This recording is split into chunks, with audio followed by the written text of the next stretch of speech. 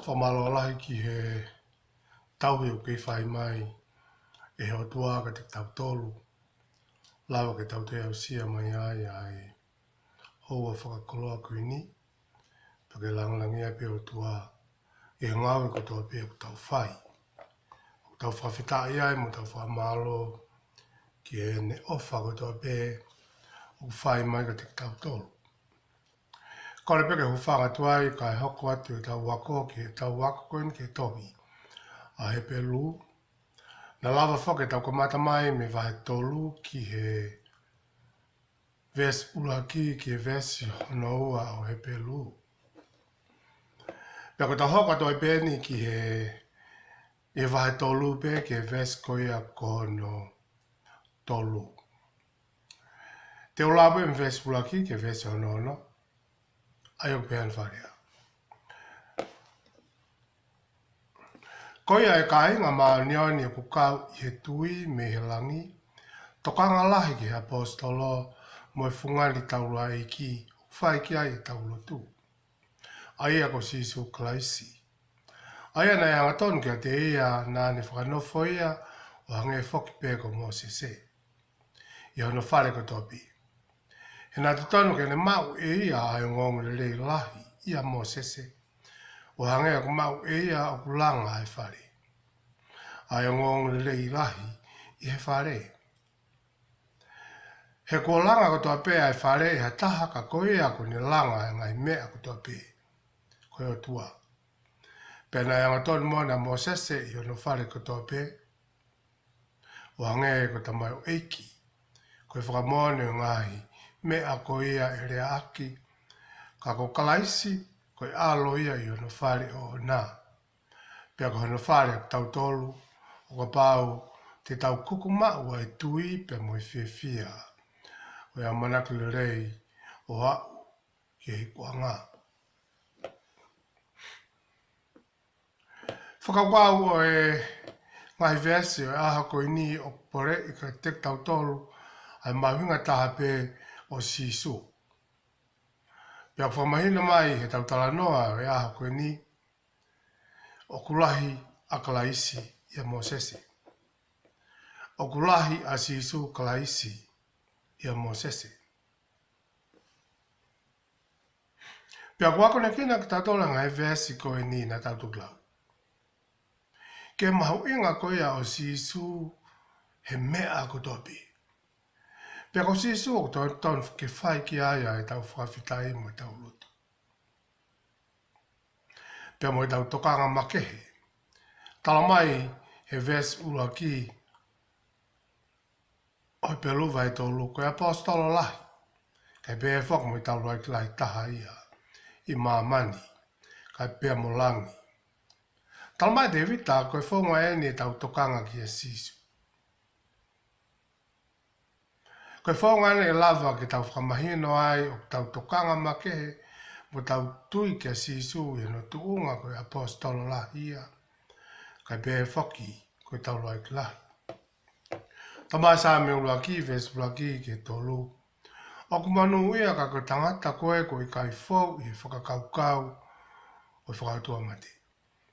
Pe tuu he hala o kau whai kovi, pe nofo he no whoanga o a manuki. Ka koe lao o sihovaa e ne manako, tō e lao o nā o kuni whakalau lau loto a mo po.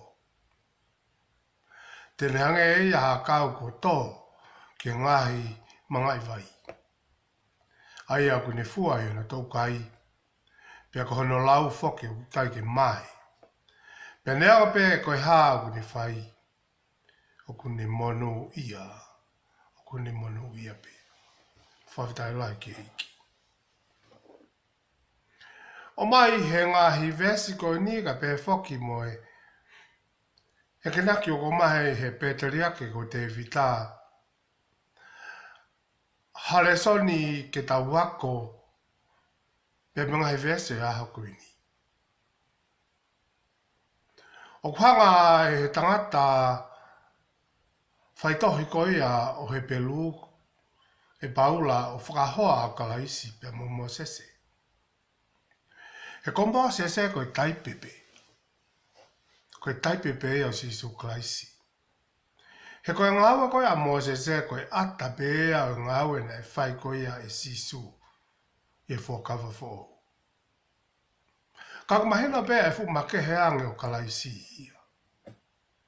Pea ko tau whatonga ia ngai mea koe ni i he vesi koe na taulau e aho koe ni.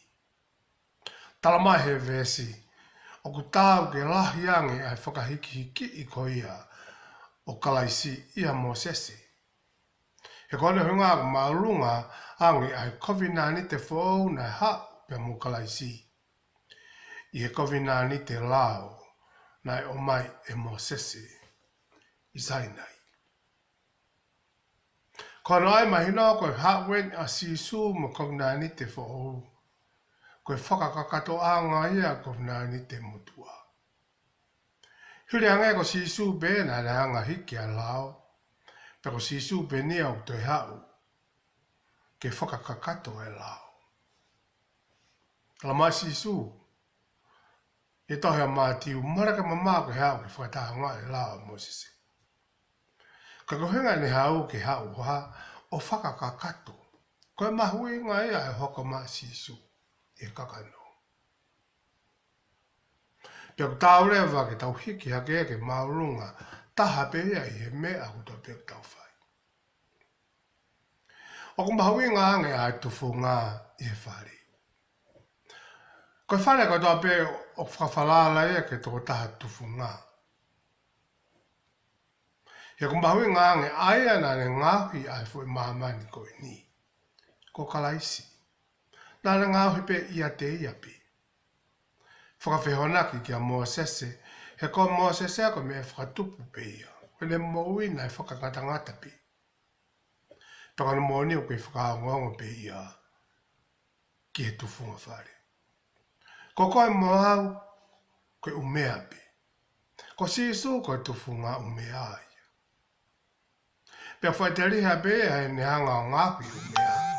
Pe tene hanga o siaki, pe tene hanga te o mai pe neongo wau ka taimi o fua kehe ai umea ka koe mea atatape tangata tufunga ke te whai hano ngauhi. Pea ngau e aki ai umea. He koe mea katoa pe i maamani koe langa ia he o tua matuunga ia sisu klaisi. He ko sisu kalaisi o kune pure i mo poke poke ai mea kotoa pe o i maamani koe ni. Talaba siane whai wlaki visu wlaki ke tolu. He nae i he kamata anga ai wholofola. Pea nae i he otua ai wholofola. Pea koe otua ai wholofola. Pea koe ia nae i he kamata anga pea mo i otua. Na ngahu e ai mea kotoa pe. Pea nai kai ha mea, e ngauhi kai ia te ia tō tāpi. Pakatonga i koe wholofola kuinga ki ai, nai i kamatanga e wholofola ko sisu ia. Pea nai he otua ai wholofola, pea koe otua ai wholofola ko sisu ia. Pea nai hoko mai wholofola ka kano ko sisu ai pia. Ko Mosese koe matapuli pia. Ko se vaniti pia. Pe koe konga pia ai whare. Ko kalaisi a koe alo ia. Ko kalaisi a koe ne o ona ai whare. Pia kune pure ki he whare ki hono whakatuu pe te pehe whoki. Mo hono toi veuki pe holoki ai whare. Koe mea tātā pia tangata tufunga. Tamai siane vai ua vestai wa. Tamai sisu te uveteki ai whareni. Pa te toi whotu hake ia. E aha ko ia aunu tolu. Pure au niu pe tangata tufunga ia. Pea kwhai te riha pe ia ki he whare kune langa. Ko ki tau tolu kotoa ai whare. Koe kakai o e tua. Pea kone a whio ia te ki tau tolu. He ko ia koe pule ia mo tufunga whare. Ko ki tau tolu koe kau ngā ue whakataha pe pa mo e tua. Pea tatari mai ia ki tau whakawhi ia ke pule i he tau moui. mauinga au pito. Talma ro klinto vai anu vestai va. Ai foi fehu ine o mai he apostolo ko Paula. Koe ha. Ika yo mawilo ko mausino ko fare tapu. O lau maria manoni o iate ki motolu. Ai ak mo mau pe me o tua. Pe kai a motolu a ki motolu. O mai hena apostolo fi fehu i. Koe ha. Ko fehu i ka te tau tolu a mahuinga. Ke tau ilo i ko tau sino. Ko fare tapu i eiki. Pea whe maha tu hake a fia o tau sino. Ka ko pau ke tuku o tau sino ki tau tolu ia. Ke tangata tu funga ke ni whai ene ngā ue. Ki ono hanga he tangata tu funga mono mono. O tō ngauhi pe mo whakamaa. Ai whare. Kai toki fia a fia o ai a tangata tu funga. Ai o tua. Paka whaamua ka tau whakalangalangi ma uai pe a sisu kalaisi i he mea ko tope. He koia o kupure ki he maamani koini. Koia o kupure ki ho moui. Koia o kupure ki he mea ko tope o he foi maamani koini. Pea tau moia ki ni mau. A gloria mo langlangi o he mea ko tope.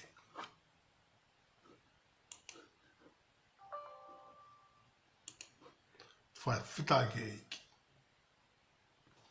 Ia pelu vai tolu vesi fitu ki he tātaha. Tau hoko ato ai be, tau wako. Kalamai heni, koi au hange koe rea ai lau maari maanuni. Koi ahone, o ka bau te mo whanongo ki ano reo. Oua nā mō whakawhewheka o mō loto. O hange koi ai he whakahouhau i he aho o e ahi ahi i he toa wha. Ai ana e ahi ai ki au e ho mō ngahi tamai, pia nau ahi ahi kia te au, o nā mamata ki he ngahi ngāwe i he tau e whitungu fu. Koia ne whihi ai ki he tau tangata ko ia pia au pehe. O ku nau he mawai pe i ho nau loto. Pia kai tēnā wilo ho ngahi hala, koia ne fuakawa ai he eku hou hau. E kai te nau hū ki hoku mālolo a ngā. Pawhetai ki e ki mo tau sio. O ko mai ka te ki tau tolu ki hene foi whakatokanga maari e koe ni o te mai sisu. Ki e mea koe ni koe mou i talanga ta. Koe mea koe ni ke mou i anga tuu ki o tua. O tau whakahou hau ki o tua. Pea ki ai tau tea o tuu nuku.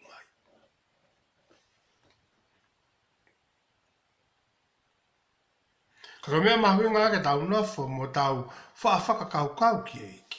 Tokanga ma ke he ki o tua. Tokanga i ho whiohi. Ka mea apostol lahi ko nko sisu kalaisi. Tokanga i ho vāho tauhi whalau maria ki o sisu. Ko e tau raik lahi. He talamai he sāme ulua ki ves whā ke ni maa.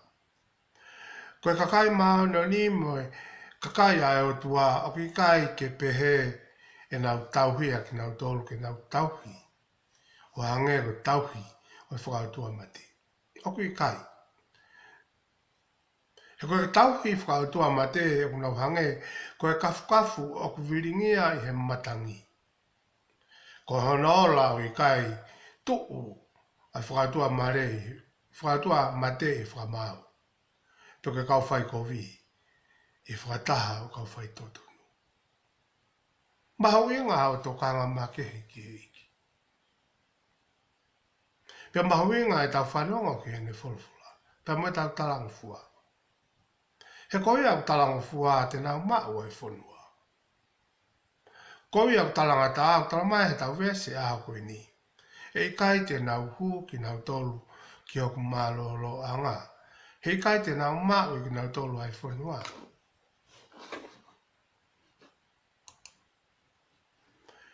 He koe palapale mai a ka wisleri koe mea kanu koe talangata. Pea koe nā tau tea me nau mate whotutu upe i he toa wha. Whatatau pe ki whina ngalo e o tua, ta mo lau i vesi e aho.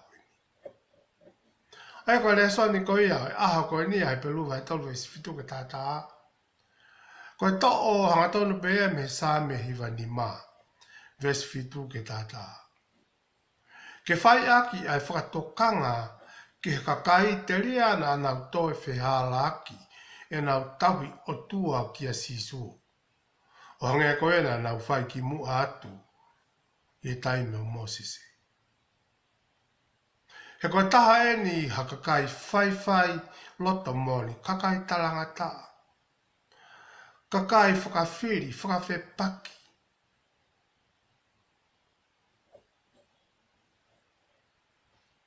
Whakawhe pak mo anga tu ki eiki. Paka whakawhotunga pe ia o e tau maui e aho koe ni. Ka baha ka tau tari a sisu, i kai ki tau te kehe ki tau tolu mo ka wisleli. O ku tau hanga tu o maua i pe ki o tua. Pe au tau whakatoka ngā i a ngai moni, mawinga koe ni, i a ngai vesi koe ni, ki he ola koe ia mo inu nua o i mea koe ni, koe talanga taha ki o tua. Tala mai he vesi o aha koe ni, kua nau wholofola, kua nau whanongo ki he wholofola ai o tua. O ki kai ko mea fo ou ka te tau tolu e tau whanongo ki he wholofola ai o tua, o hange e peko ka wisleri e taimo o Mosese. Nei kai ke tuku hana talake e wholofola ka te kinau tolu. Hange e peko tau taimi, o ki kai ke tuku hana talaki whaka aho e wholofola ki he karistia nei. Pea kukai hea me haka kai ko te eki ke nau whanongo ki he wholofola. Ke tau pehe, ke tō ia ai haki i mesi ai o tua ki hono tau te ai ki nautu. Ka koe kau Isleri, ko koe moa, ko tau os whanongo ki he wholofola ai o tua. Whanau i pek tau tolo ke mamani koe ni tau whanongo ki he wholofola ai o tua. Koe whanau mea ki tau tolu ke mamani koe ni o whai aho tau tāpuaki koe kamataanga ia e tau whanongo ki e wholofola e o tua. Pea mosia ki tau tō lua ko tau whanongo ki e wholofola e o tua. Kai taim ta tau ai pe tōlahi o tau tōlu o tau whakaongo turi ki tau tōlu ki e wholofola e o tua. Pea ku tala mai he wholofola e a koe ni koe whakamala ia e ki a te ki tau tōlu. Koe tau whanonga pe mo i kai ke tau talangu fua. Mo whai ki ene wholofula. Ko tala mai heni, he ele soni o e aho koe ni. Ko ki nau tolu koe ia koe ki whanonga ke wholofula, pe mo talanga ta a. Whatatau ia ki he kau Isleri ni nau whanonga, i e toa wha tala mai, e i kai te nau hu ki nau tolu ki hoku maa lo a ngā. Koe tau mau e monu ia ai o tua e whatau te whito ia pe me tau talango fua pe mo whanongo ki wholofula. He kona moni o ki kai te whakalongolongo e o tua. Me whakahoko mai a no alo pa te talamai be sisu e alo kai tuku mai hana whakawhitongi. Talamai he vesi fitu. Koe lau maare maani o ni eni. O ku rea mai, o whai pōpō aki i kai te whakalongolongo, kai kei wholofola mai ke te koe muau. Toka wholofola ena e o tua. O whakamaoni mai, ai tohi a hepelu, koe sā me hiwa ni mavis fitu ke tātā, koe wholofola e ai o tua. Koe pōpō aki o whai ai o tua, ke whahinga e tangata. Talmai sā me hewa ni mawis fitu ke tātā. He ko ho tau o tua ia. Pea koe kakai tau tolu o ene ngowe, mo e whangasipi ahano ni mā. O hinga ka sisu. Koe aho ni o ka pau te mo whanongo ki ono leo. Oua na mo whakawhiwheka mo loto. O hange ko ia i whakahau haurahi pia i he aho o e ahi i he toa. Aia nei alu, nei ahi i au e heo mou ngā he tamai pia nau ahi i ke te au o nau mamata ki e ku ngā ue. Nā whihi a ki tō tangata ko ia i he tau e whangfuru. Pia nā pehe. Koe kakai e ne uhe i o nau loto. Pia o ki kai te nau ilo hoku ngahi ala. Pia ne fuakawa ki ate ki nau tolu i hoku hou au. E i kai te nau hu ki hoku mālo lo anga. Whakauria ai hou hau ai o tua. Ui ngā apea ko ha tau tangata ne kai ki whie whanongo mo talango fua ke ne wholofula. Tala mai he vese a kui ni koe hinga apea ko e kakai e ni o whakahe i ki nau tolu o hinga apea ko e hori o nau loto. Lau kau o i moui. Hori o e kakano.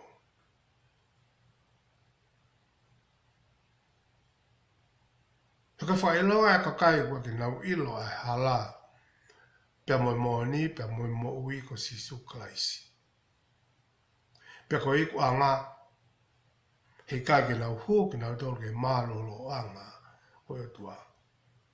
Tal mai sisu alu te teu ha potu. Ne mau ko ia e whoki mai o awea e ne kakai.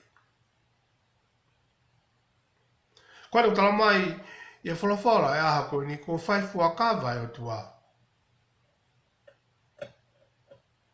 Hei kai te hu ki hono mālolo a ngā a ki nau tolu whaiangala. A kau talanga tā.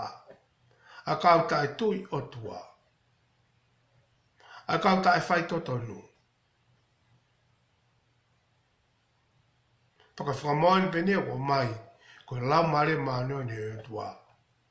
Ko ia whai whakamoani mai. Ia ngai aha koe ni. He koe lau maari e mo e rea e lau maari mānoni. Wholofola mai ke whakamoani koe patu wholofola ko toa pe koe wholofola ia e o tua. Koe wholofola ko toa pe mo patu wholofola ko toa pe i he tohi tapu koe wholofola e o tua. Koe tala pōpua ki mai e o tua ke whahenga i tangata. Ia ua te mua te vai tolu vestaha no. Koe kina ke ne oange he apostolo ke ne.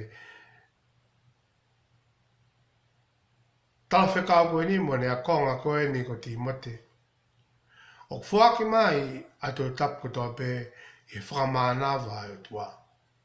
Pe ku aonga ia ki hako naki, pe moe valoki.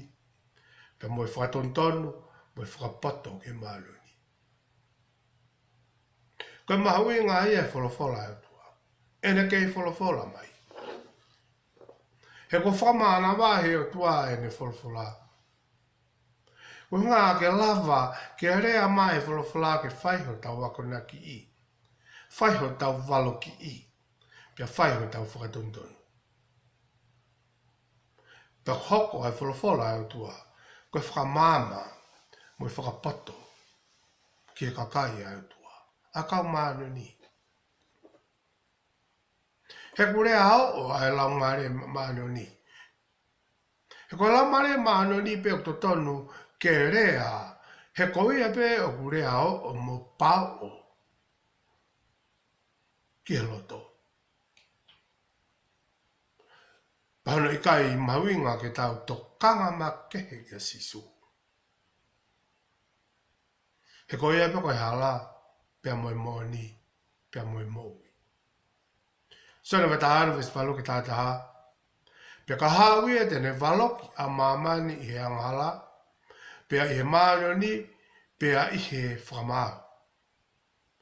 I he anghala koe mea i kai te nau tui kia te au.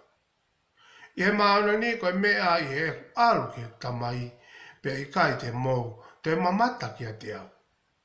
I whakamau koe mea i whakamau i ai eiki o mamani. Ves maari e ne o kune whakamatala me tau tolu, te whito i whakaukau e tolu koe ni. O kuhanga hei wholofola waloki a mamani. Hoko a sisu e ne toi whoki mai, ke valo ki a mamani o tuku ai mawhai ke lau maare manoni ke valo ki a mamani. Kai pēha whoki ke whai hono toi hake aki e kau manoni.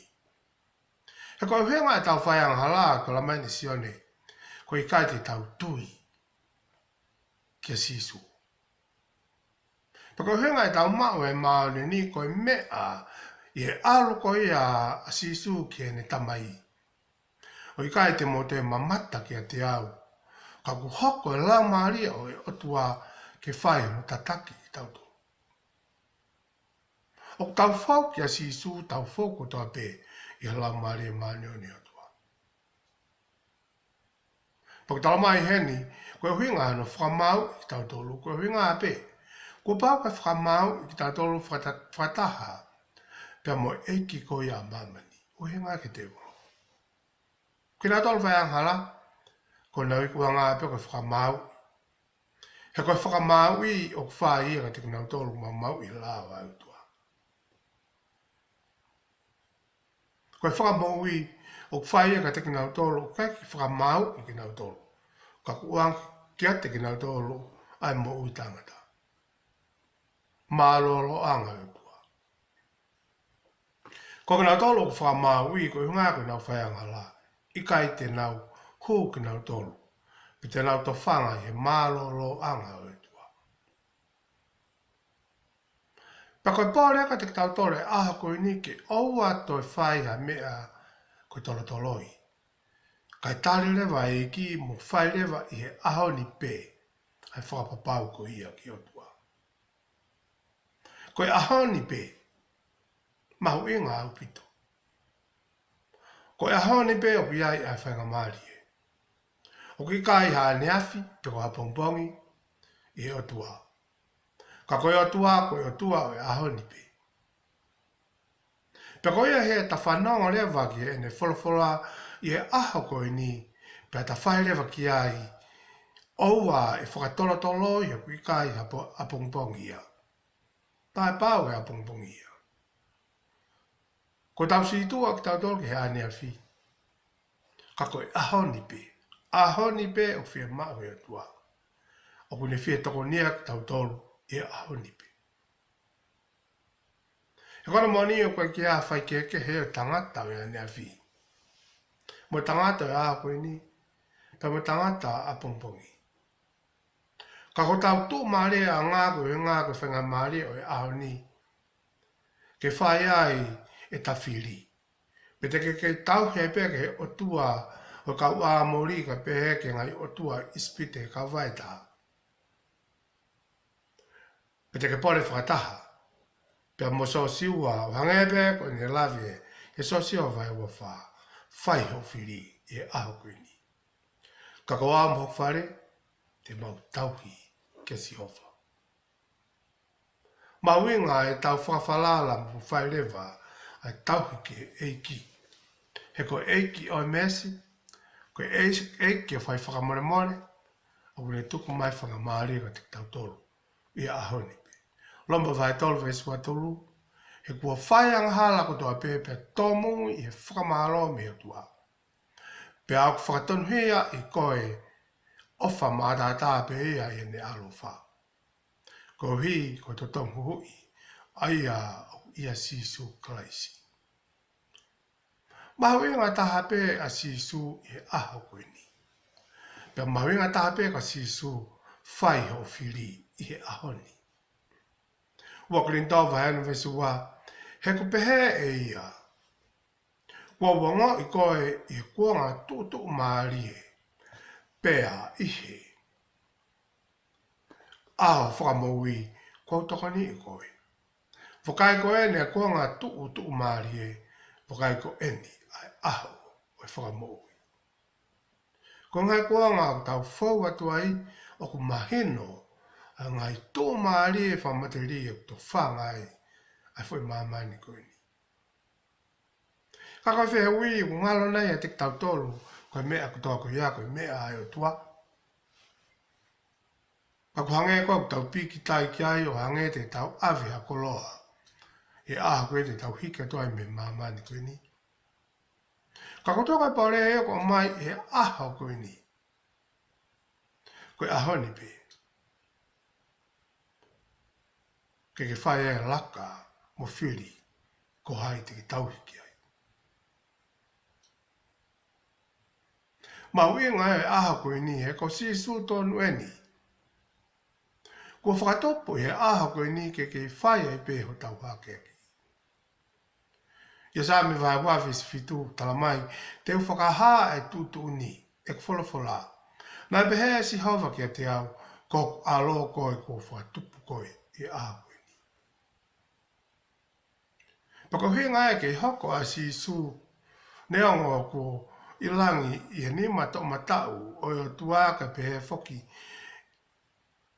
i a whioanga e o tuaka kai te more tu unga si su.